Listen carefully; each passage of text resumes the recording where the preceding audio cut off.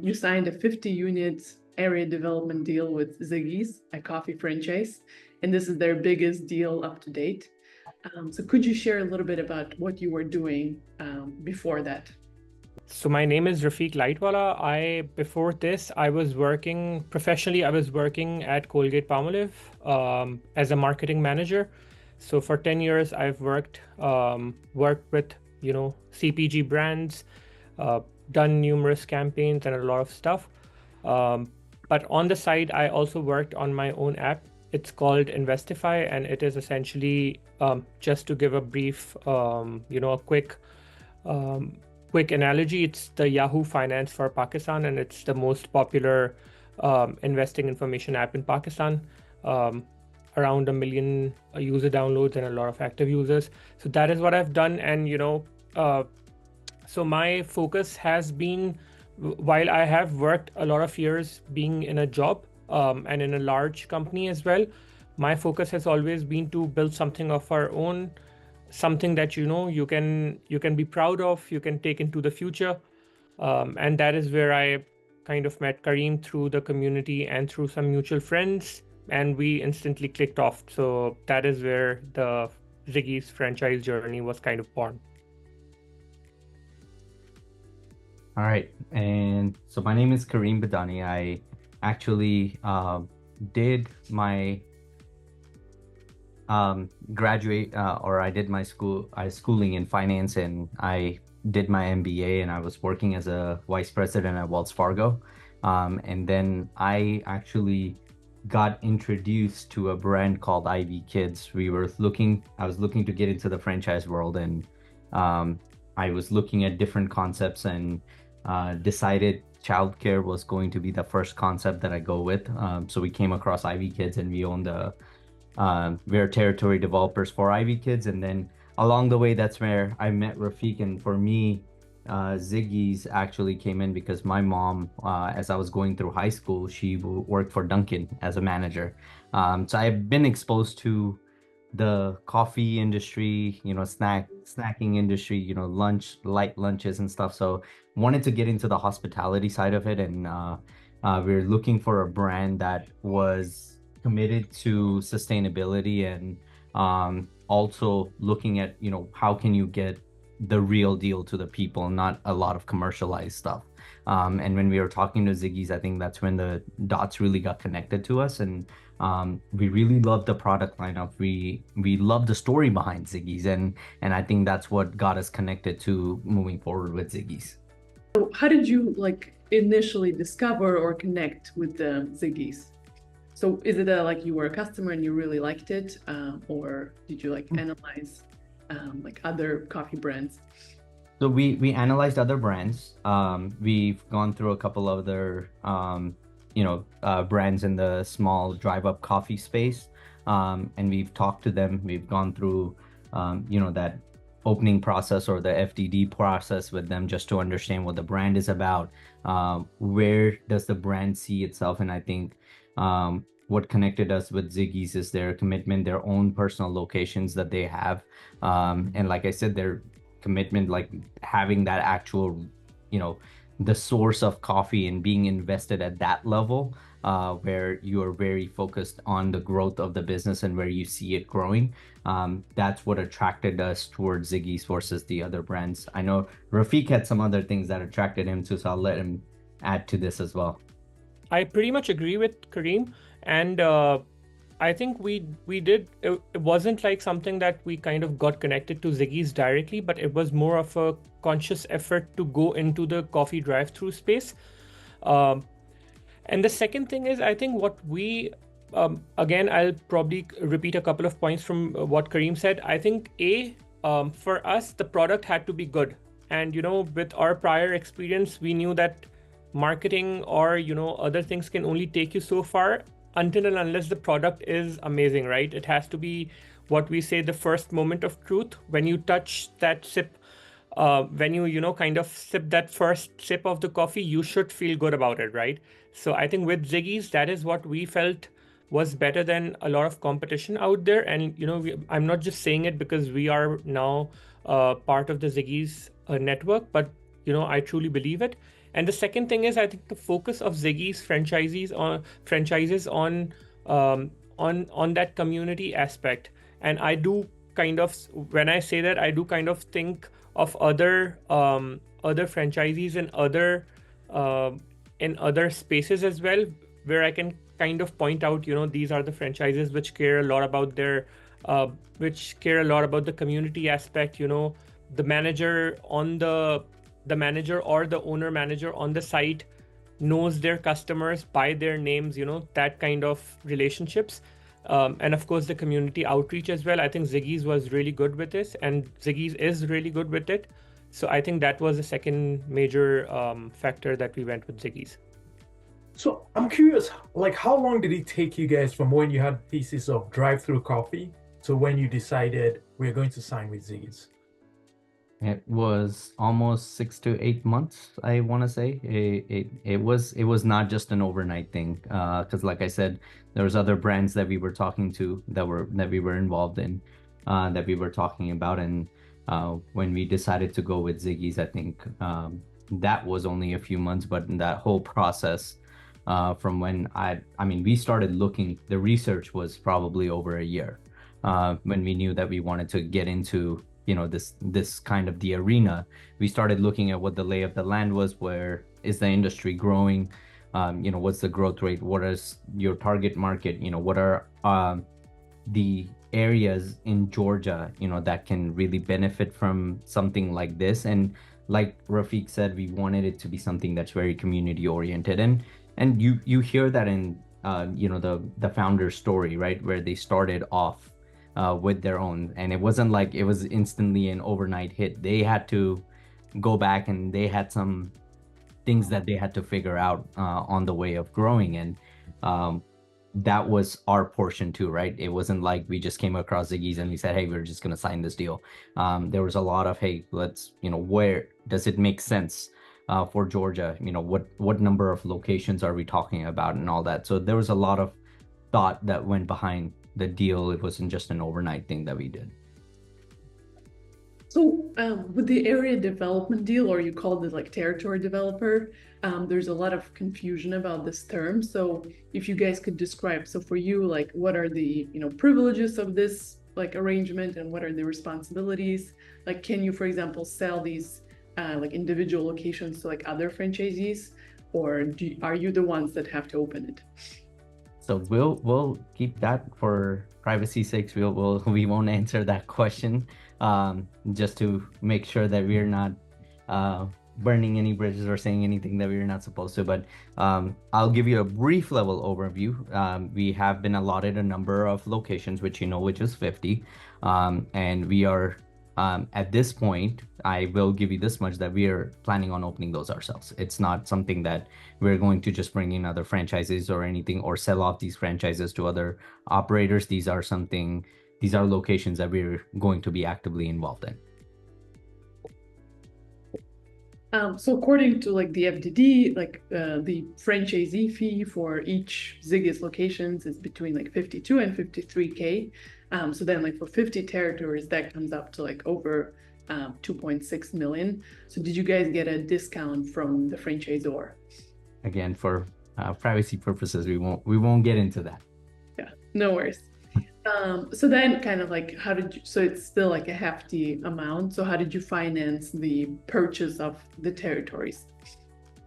So we have families, and we have people that are going to be helping us with the real estate side of things. Obviously, with the initial acquisition of the actual franchises, this was primarily done by us. The initial franchise fee and the initial payment, we kind of did it on our own. And of course, when we start to build the outlets, then you have a lot of options coming in terms of financing, lending, those kind of things come in. So that kind of takes the entire burden away. And of course, like Karim already told you, and I already said, we connected through the community, and we are kind of we do have a lot of good connections within the community that lets us pull those strings in terms of the resources, not just support in terms of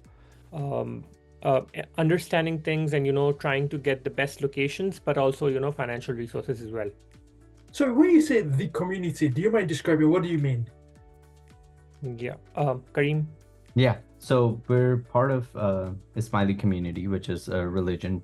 But through that, I mean, obviously we have friends and family that are part of it, and the community is very supportive of each other. So whenever you have someone that's taken on a journey, there's people that may be in interested in just investing, right?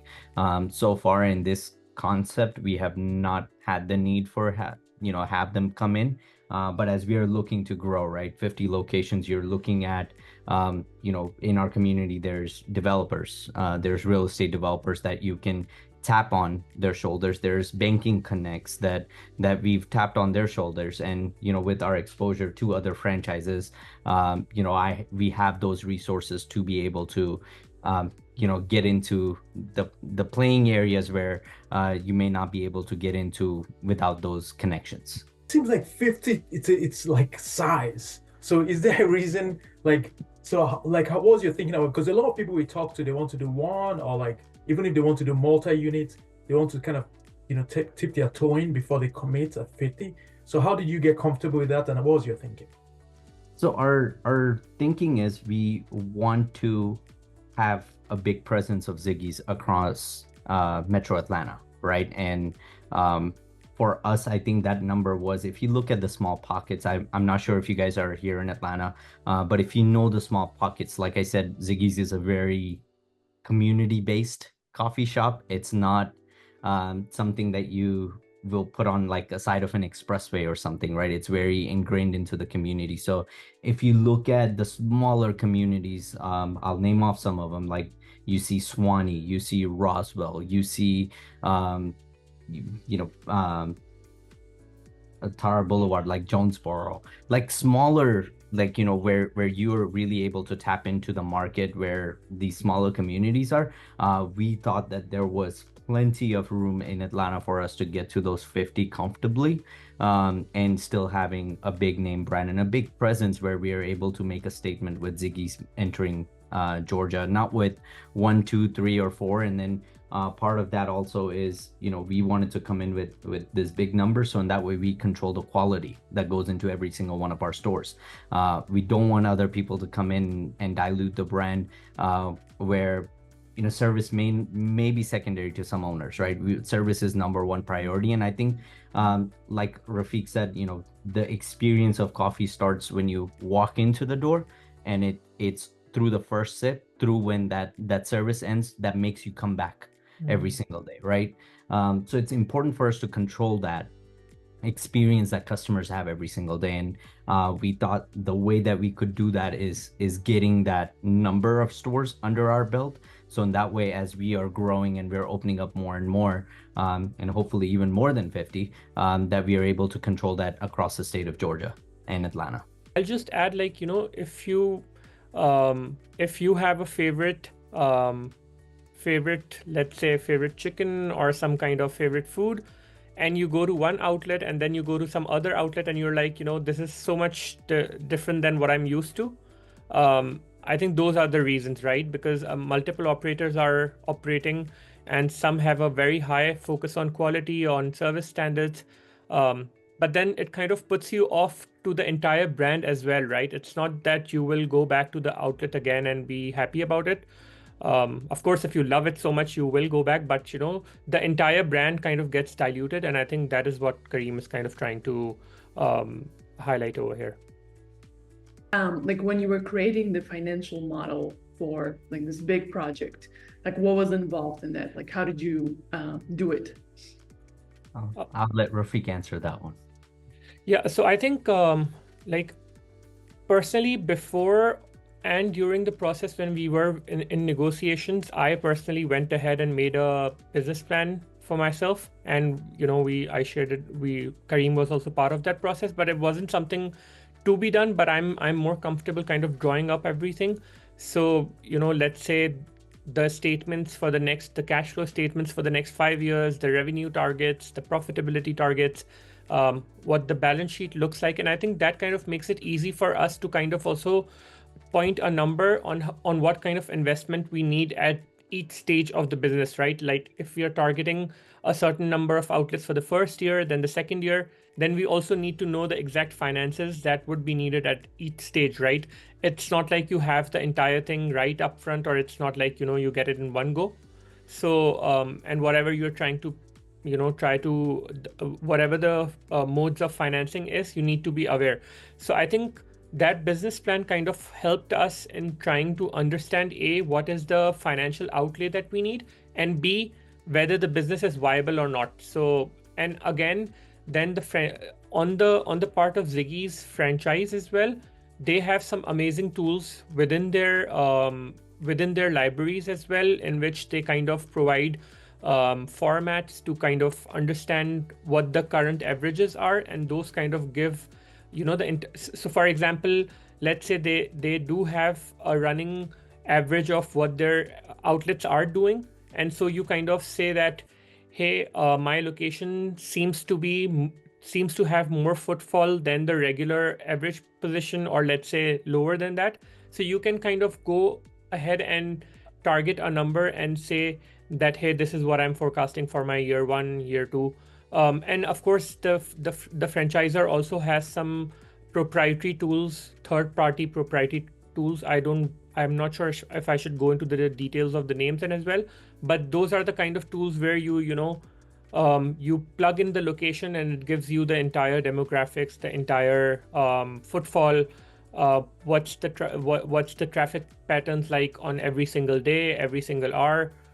Those kind of things help you. And then there are some estimates as well, which involve some kind of machine learning as well, which kind of which kind of try to give you a good estimate of what the potential revenue could be. So there are tons of things that you can do to kind of lay it down. Awesome. And one thing good about Ziggy's is that they've invested very heavily into these tools, into site selection process, where when we are at that point, and they've been nothing but helpful. They come out and do site visits with us when we're going out scrubbing the market for these, to see how, based on their locations that are open right now, how would this address be performing, because it compares the demographics and the areas according to that. And I would just like to add here, I think what Karim was saying in the beginning, and what kind of we have been mentioning, I think one of the reasons that we decided to go with Ziggy's was their team and their focus on customer service, right? And that customer service begins with how they actually deal with us as their franchisees, right? So I would like to mention over here that the few months journey that we have had with Ziggy's, I think it has been amazing. And I know of cases where franchisors are mostly interested in the financial part and really don't break an arm and a leg for their franchisees. But I think Ziggy's is one of them, which kind of do truly invest their own energies with the franchisees to make them successful. And we are a living proof of that as well. Awesome. Amazing, yeah. So according to that business plan that you built, like how do you plan to stagger the opening of 50 locations? Like how many years will that be? Ultimately, we do plan to open these in the next few years, maybe let's say next 5 years. But again, I would say that we first want to have the opportunity to kind of start those outlets and understand how things are going, and then kind of ramp it up from there. So I wouldn't say that I can't right now. I wouldn't, and I can't put a number on the exact yearly figure, but I think it would be it would ramp up for sure. Or like, is this full time for you? And like, how do you guys divide responsibilities? Like, how does it work with, doing other things? Yeah. So I do. So the app that I've told you about, Investify, it is actually still the top app in Pakistan for following Pakistan Stock Exchange and the stocks and finances. And these days, the market itself has been very bullish.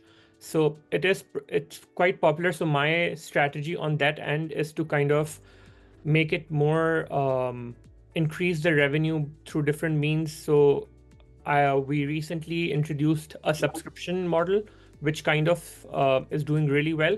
So for me, I'm right now before these outlets open. Karim is also working on Ivy Kids, and I'm kind of focused right now. But I think we will be opening the first outlet in a month or two, and that is when we kind of get more of the skin in the game. And of course, like the entire part where the constructions and the drawings and everything, we are involved in the process. But once the outlet opens, hopefully at the start of the new year, that is when we kind of put that dedicated time. And of course, with the entire thing is that we are owner managers as well, but our focus would be to train people such a way that they are able to take the business. At the end of the day, we have to kind of build let's say, the structure to kind of get the momentum going as well. Yeah, so our goal is obviously to build a system, right? Not just this is not a 1 or 2 location thing where me and Rafiq are going to be there every single day. We're trying to build a system. So just like Rafiq said, yes, we have other outside commitments, but we are very heavily involved with the construction process of the first location.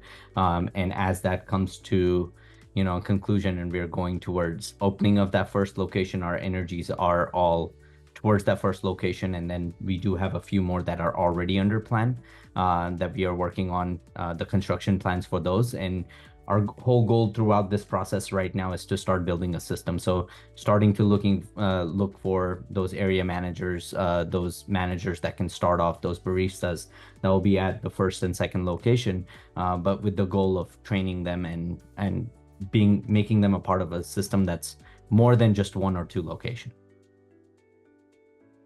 So obviously you're kind of like at the very, beginning and like exciting beginning of this like long journey, but what do you see like the exit strategy for the two of you with Ziggi's?